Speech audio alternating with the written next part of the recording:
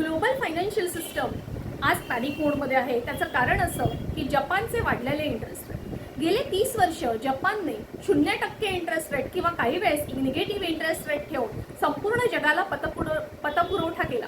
Bank of Japan ही संपूर्ण जगाची पतपुरवठा करणारी फार मोठी बँक ठरली।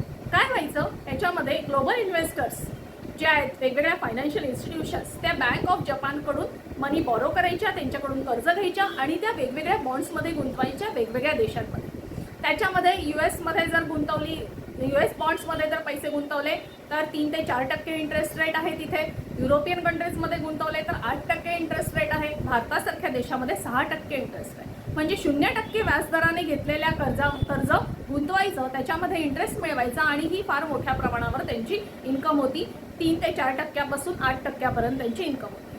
आज बँक ऑफ जपानचा इंटरेस्ट रेट 3.40% झालेला आहे, म्हणजे जिकडे 3 ते 4% इंटरेस्ट रेट आहे अशा ठिकाणी ग्लोबल इन्व्हेस्टर्सची इन्कम ही जवळजवळ 0 झालेली आहे। आणि याला म्हणतात येन कॅरीड रेट। बँक ऑफ जपानकडून कमी व्याजदराने किंवा 0% व्याजदराने कर्ज घ्यायचं आणि ते वेगवेगळ्या ठिकाणी बॉन्ड्समध्ये गुंतवायचं, याला येन कॅरीड रेट म्हणतात। या येन कॅरीड रेटची व्याप्ती ही $20 ट्रिलियन आहे।